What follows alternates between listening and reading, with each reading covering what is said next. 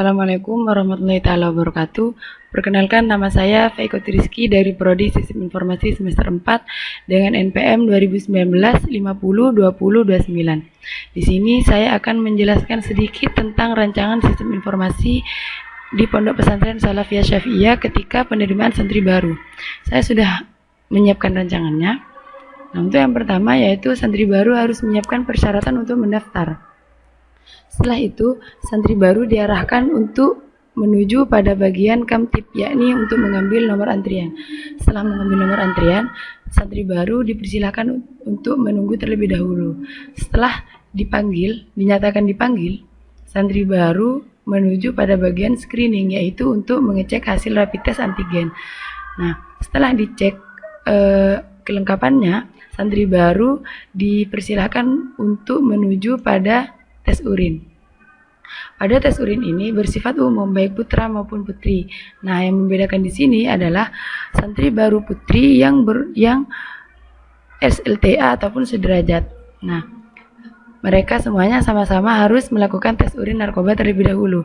Setelah melakukan tes urin narkoba, mereka yang bukan SLTA ataupun sederajat diperkenankan untuk menunggu hasilnya terlebih dahulu. Setelah itu, santri baru yang SLTA ataupun sederajat untuk putri harus melakukan tes urin kehamilan. Nah, setelah itu menunggu hasil tes. Setelah menunggu hasil tes, ketika sudah dinyatakan negatif hasilnya, maka santri baru diperkenankan untuk menuju bagian input data. Ketika hasilnya positif, baik narkoba ataupun kehamilan, baik putra maupun putri, maka mereka harus dipulangkan ke rumah. Seperti itu. Nah, pada bagian input data ini, santri baru akan diarahkan yaitu verifikasi data. Pada verifikasi data ini, santri baru menunjukkan bukti bebas narkoba dan kehamilan dari bagian tes urin yang tadi itu. Nah, setelah itu, santri baru mengambil map formulir santri baru. Nah, setelah mengambil map formulir santri baru diperkenankan untuk melakukan verifikasi data. Setelah itu, santri baru diharap untuk menunjukkan bukti pendaftaran online bagi santri baru yang mendaftar online. Nah, sedangkan bagi santri baru yang mendaftar offline atau datang langsung ke pesantren, maka harus mengisi formulir terlebih dahulu. Nah, setelah mengisi formulir, mereka akan diarahkan untuk mengecek kelengkapan berkas. Nah, pada waktu mengecek kelengkapan berkas ini, santri baru atau yang mendampingi akan diberi suatu kertas yakni yang berisi checklist kelengkapan berkas. Nah, bagi berkas yang lengkap akan dipertanyakan siapa yang mengantar santri baru tersebut. Nah, dan bagi santri baru yang berkasnya tidak lengkap, maka akan diberi waktu untuk menyusul di lain hari berkas yang tidak lengkap itu. Nah, setelah dinyatakan siapa pengantar santri baru, untuk santri baru yang diwakilkan atau tidak wali santrinya sendiri, maka harus menyertakan surat kuasa atau bukti surat kuasa dari wali santri tersebut. Nah, setelah itu santri baru tersebut akan diarahkan untuk menuju pada bagian asrama. Nah, pada bagian asrama ini, santri baru diharap untuk menunjukkan map santri baru. Nah, setelah itu santri baru akan diberi kesempatan untuk menentukan kamar santri baru, yakni kamar yang akan ditempati. Nah, setelah menentukan kamar santri baru, maka dari bagian asrama akan menentukan NIS untuk santri baru tersebut. Setelah penentuan NIS, santri baru akan diarahkan pada bagian kesekretariatan, yakni untuk membuat KTS. Nah, pada proses pembuatan KTS ini, santri baru harus melakukan foto KTS terlebih dahulu, yakni di tempat, foto KTS di tempat. Nah, setelah itu menuju pada proses pembuatan KK. Nah, setelah pembuatan KK di sini yaitu KK mahram, KK pesantren. Di proses pembuatan KK ini, santri baru diharapkan untuk menyerahkan foto kedua orang tua. Nah, setelah itu santri baru harap menunggu hasilnya terlebih dahulu. Nah, setelah menunggu hasilnya, santri baru yakni menuju pada bagian lembaga untuk memilih madrasah atau untuk memilih pendidikan yang akan ditempuh di Pondok Pesantren Salafiyah Syafi'iyah Sukorejo. Nah, pada bagian memilih madrasah ini ada proses lagi, yaitu santri baru diarahkan untuk memilih madrasahnya terlebih dahulu.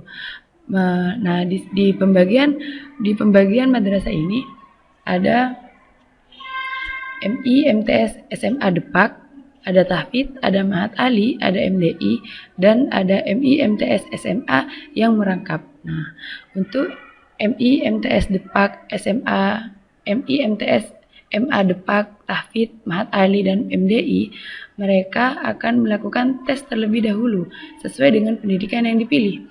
Nah, ketika santri baru memilih MI, MTS, atau MA Depak, maka akan diarahkan untuk melakukan tes sesuai dengan pendidikan yang dipilih, baik Tahfidz, Mahat Ali, atau MDI. Nah, setelah dinyatakan diterima, maka santri baru dimintai persyaratan untuk mendaftar, harus menyertakan persyaratan untuk mendaftar. Nah, berbeda dengan yang merangkap. Untuk yang merangkap ini, santri baru setelah mendaftar madrasah, baik MI, MTS, MA, santri baru harus memilih sekolah yang dirangkap, baik SMP, SMA, SMK, atau perguruan tinggi.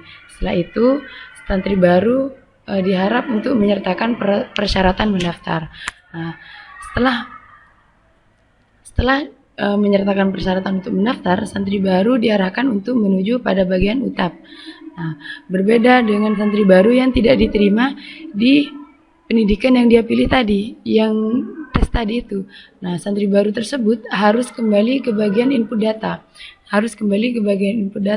Yakni untuk menginput ulang data-data santri baru yang awalnya menuju tahfidz. Semisal yang awalnya menuju tahfidz, maka yang di input data tersebut harus diganti dengan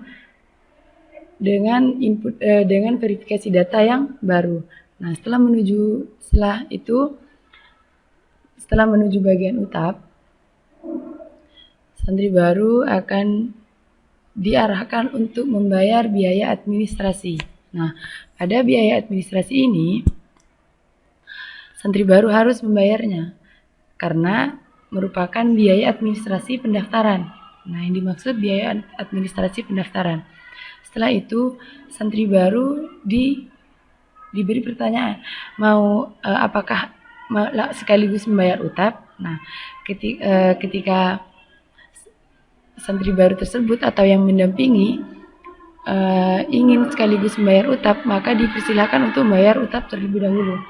Setelah membayar UTAP dan membayar administrasi, santri baru akan mendapatkan buku pedoman santri dan lain-lain, yaitu yang berisi buku-buku pedoman yang telah disiapkan oleh bagian pesantren, yang telah disiapkan oleh pesantren. Nah, di bagian pembayaran administrasi dan membayar UTAP, pada bagian ini sama-sama akan mendapatkan kwitansi pembayaran administrasi dan kwitansi pembayaran administrasi UTAP bagi yang sekaligus membayar UTAP. Setelah itu, santri baru akan diarahkan untuk menuju lokasi perjanjian. Nah, sebelumnya ada bagian miswah, yaitu bagian untuk membeli seragam santri baru yang akan digunakan di pondok pesantren. Nah, yang ingin membeli seragam bisa langsung membeli seragam di tempat. Nah, dan seragam tersebut tidak dapat dibawa langsung ke pesantren, ke dalam pondok, tetapi akan diberi bukti, yaitu kwitansi pembelian seragam dan yang nantinya akan ditukar pada siswa pondok pesantren di bagian dalam. Nah, setelah itu santri baru diarahkan untuk menuju lokasi perjanjian. Setelah menuju lokasi perjanjian, santri baru diharap untuk melakukan perjanjian. Setelah melakukan perjanjian, santri baru akan diarahkan untuk sowan pengasuh, yakni di pendopo pengasuh. Nah, untuk yang putra di pendopo pengasuh putra, untuk yang putri di bagian pendopo putri. Nah, setelah itu santri baru, ya ini proses terakhir, yaitu menuju asrama yang dituju. Nah, di sini saya juga telah memperkirakan waktu yang akan dibutuhkan, yaitu dengan simulasi waktu. Nah, pada simulasi ini perkiraan satu hari santri baru yang akan datang 300. Nah, pada 300 ini akan membutuhkan waktu berapa? Nah, baik, kita mulai simulasinya.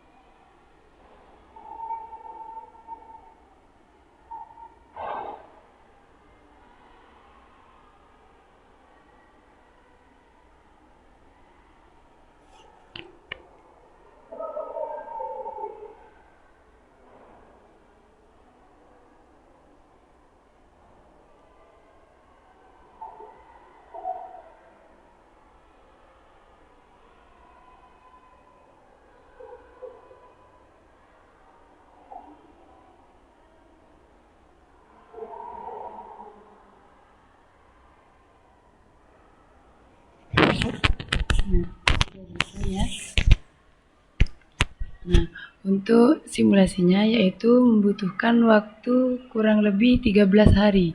Dari satu hari itu, jadi dalam satu hari itu menerima 300 santri baru. Nah, dalam waktu 13 hari ini, maka pesantren akan maka perkiraan santri baru yang akan mendaftar yaitu bisa mencapai 4.000 santri baru dalam waktu 13 hari. Nah, itu simulasi waktu dari awal sampai akhir. Proses dari awal sampai akhir. Kita tutup. Mungkin hanya itu dari saya. Kurang lebihnya mohon maaf. Wassalamualaikum warahmatullahi taala wabarakatuh.